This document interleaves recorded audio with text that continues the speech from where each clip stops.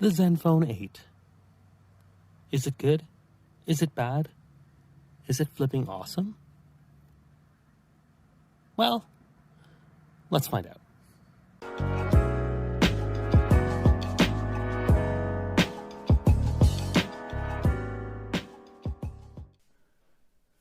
Let's just start off by saying when we first started playing with the Zenfone Flip, it was flipping awesome. Overall, this is a flagship device from a company that knows how to mix up the electronic game. It's just hard to come across. But here we are, a year and a bit later, with the Zenfone in hand.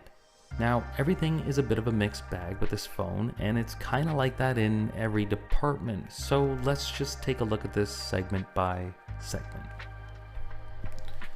So let's start with design. The design is very familiar to last year's Zen line. Actually, it's pretty much the same. Now, that's not a bad thing, and hey, if Apple can keep the same look for 3 to 4 years, why can't an Android phone have that same exact luxury? The screen is very nice, it's punchy with a lot of colors. It's a very clean look, 6.67 inches, full, like actually a full screen with no notch, no hole punch, no nonsense, and you gotta give Asus credit for that. And more on that coming up shortly. The bezels are thin, although the bottom is a little thicker. It's still, though, a very clean overall design. Good news for people who don't like curved screens. The Flip is all flat, but because the corners have a generous curve to them, it still almost looks like the phone can be curved, but it's not. On the left side, there's nothing but a SIM tray. Well, actually 2 SIM trays with an expandable storage, which seems to be a fading feature on many flagships as of late, so good on Asus for keeping that alive. To the right, we have a volume rocker with a pixel-like colored power button that does more than just that. It's essentially a multi-programmable mapping key. You can press the power key twice. Not only will it open up an app of your choice, but it can also call in quick actions through the app itself. So like you can open up the camera and start recording right away, or you can use it to toggle your Wi-Fi on or off. You can also long press the power button to giving you the second option to do the exact same thing. Why this is important is that you have the ability to customize your phone to something more meaningful to you if the common Google Assistant feature isn't your thing. The bottom houses a USB port, a mic at the bottom with a firing speaker, and on top looks to be another mic with a little something that moves. The cameras, which we'll get into in just a few. The back is glass, has a third mic for audio capture, the company's logo, and yes, those 3 movable cameras as mentioned. The design is simple, but it works. Taking a look at the specs, although the little brother Zenfone 8 is actually more powerful, this still is definitely a feature full packed flagship status type phone. Released in May 2021, running on a Snapdragon 888 processor with 5G, 8 gigs of RAM, Adreno 669 GPU, there's not much that will slow this beast down. Internal storage comes with 128 or 256 gig, and with that micro SD expansion slot, something I would call a huge bonus, not offered in mobile devices today, is pretty exceptional. Dual SIM, so you can run 2 networks on it. On screen, you're welcome to a Super AMOLED with punchy colors, 90 Hz refresher rate, HDR10+, 700 nits, and I believe it can peak up to 1000 nit brightness in certain scenarios. You guys can comment below if I'm wrong. It's a nice screen. 30 watt fast charger accompanied with a 5000 milliamp battery, and you're just sitting pretty. Though the charge isn't as fast as you think, hey, it gets the job done. So speaking of hardware, let's focus on that. The triple camera array features the main wide lens, a 64 megapixel, a 12 megapixel ultra wide, and an 8 megapixel 3x optical telephoto lens. The hardware, although the same as last year, is good, minus the missing OIS. So what's so special about these cameras when so many competitors offer the same thing? Well, it's this. The rear cameras are your front cameras as well, all 3 of them, selfie galore. Now let's get to the software. It's night and day, literally. During the day, you get clear, crisp images, good color accuracy, honestly giving the Pixel and iPhones, even Samsung's, like a good run for their money. Sometimes you do notice a bit of pixelation in darker areas of a photo, noticing that the software can fully process an image not really the best way possible. But man, when it does get it right, the detail is impressive. The main camera lens being the strongest, with the ultra wide not far behind during the day. The telephoto lens can take some good shots, but sometimes it gets a little grainy. Just remember that. Video is really good. At 30 frames per second, you do notice the occasional frame skip, but otherwise surprisingly stable. Kick that up to 60 frames per second and the video is buttery smooth with a very clear picture. Yeah. You do get a slight color shift as the environment changes when panning the camera around, but it's better than expected, to be honest. The mics are also great. It's a slightly lower sounding capture of audio, but the trade-off is you don't get that super sensitive fuzz some phones with that high-pitched background noise give you. You also get wind noise reduction and a mic focus features, and they actually work.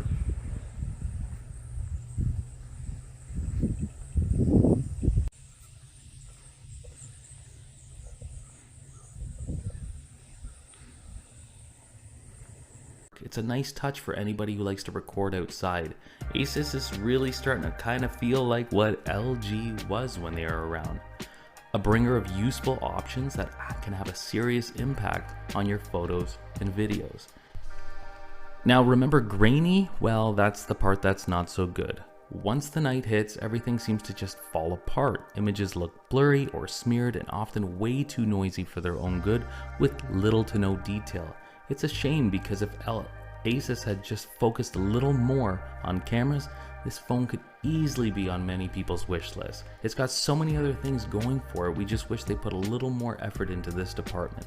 Night mode helps, but it's not really up to par with the competition. Once in a while it does pull off something nice and gives you hope for the next shot, but that's the thing. The consistency is off, and in the night, it's often. Now there is some good news here. Install the Gcam and play around with the settings, and you can take much more detailed and less pixelated shots. It's a world of a difference, but only in some scenarios. It all depends on the settings you use. Now with that being said, the phone during the day is good with some nice, neat features. Panoramic mode uses the phone's motor itself to turn and capture each shot. All you have to do is just hold still. It's fun, it works, it stitches each photo together remarkably well. Just photos can look a little bit odd since you're not actually panning the phone sideways. Because it's still, it gives you a partial rotating look as opposed to that lengthened picture. But it's still good. Selfie mode is great and strong most of the time. Sometimes you do get a bit of a blurred result if people aren't standing, perfectly still or whatever, but it's definitely one of the most versatile experiences out there. Portrait mode looks good using the front or the back cameras for that matter, or should I say using the back cameras in the front or the front and or something. Never mind.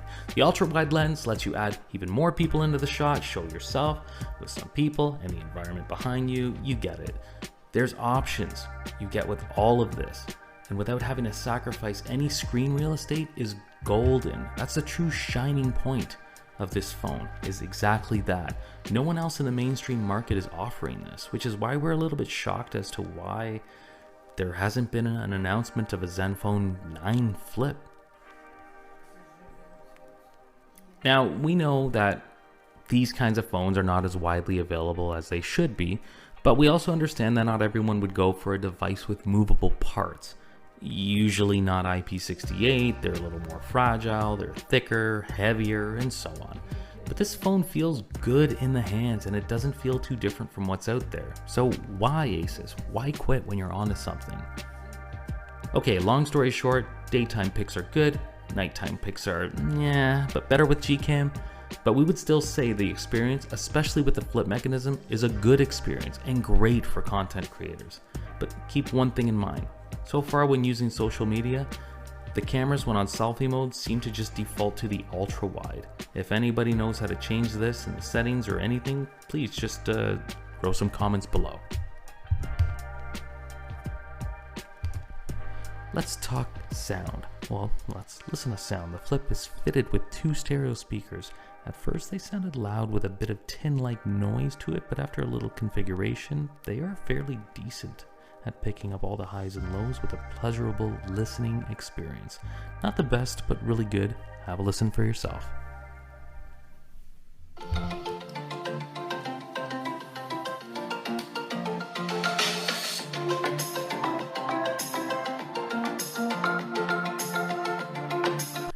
Software is done right. It's clean, it's simple, and again, Asus gives you options. It's more or less a Pixel experience with some extra Asus choices minus some Pixel features. Like, you can have an internet icon in the drop-down settings menu, that toggles the Wi-Fi and date, but it's a two-step process when you're using a Pixel phone. Now, if you don't like that, Asus still lets you separate them onto your own individual buttons. So many little features like that might go unnoticed, but I think it's just worth the mention. Game Genie is great, showing you frames per second, battery temperature, adding crosshairs to the screen if you're playing anything really. Call of Duty. You can even hit up the speed to optimize your system and just to rebalance like the game. Definitely nice to have some of these ROG features here. There's a few good gestures here too. Double tap to wake, double tap to shut off your phone. Smart answering is a nice option. When a phone call comes in, lift the phone up, place it to your ear, and the call is just answered. Even on the dark screen, you can draw a letter to launch an app, although it didn't really work properly for us. But again, if you guys can do it easily, let us know in the comments. Okay, wrapping up, Asus delivers a good product even a year and a half later after launch. Reasons why you might not want this phone: cameras are so-so unless you can figure out a good Gcam setting to handle the poor low lighting photography. Asus isn't the quickest with updates, and they only provide 2-year support. Call quality is okay, but if you chat a lot on your phone, it can definitely dampen the quality compared to the competition. No IP68 water protection, but that's kind of obvious given the rotating cameras. Keep in mind this phone can take a bit of water, but it's understandable if you don't want to, test its limits. If you care about wireless charging, that might affect your decision as well. Okay, now that we got that out of the way, let's talk about why you might want the Zenfone Flip 8. Can you tell we really want people to like this phone and just give it a chance? You have a full, beautiful screen with no hole punch or pill or island or peninsula eating away at your screen. The cameras, yes, they're so-so, but they're also really good at times, and the setup is so versatile that you can take some pretty cool shots and video, possibly the best selfie taker in good lighting, and it's just so fun to play with those cameras and watch them move. You have a big, huge 5000 milliamp battery. The programmable smart key is a breath of fresh air when companies like Samsung only let you open up Bixby or something like the Google Assistant and nothing else. This phone is plenty powerful even with a smaller, bigger brother. Storage expansion. You're not tied up to limited storage, which is the usual option for the big boys. So overall, this phone is a good choice depending on what you're looking for. Personally, we like any company that tries to change things up and just keep some features that are slowly disappearing. We can't just say we'll wait for next year when they release a better version. Guys, if no one is buying these phones, companies like Asus will just stop making them. So if you're a fan, and if you can afford it, and you actually do want it, maybe choose something like this to give a reason to bring it back. As stated at the time of this video, there doesn't seem to be a flip on the horizon, but could there be? Or might even inspire someone else to create something like this. Anyways, we just hope that phones like this stick around. And we hope that you keep watching, and we hope that you like this video. We'll catch you guys on the next one.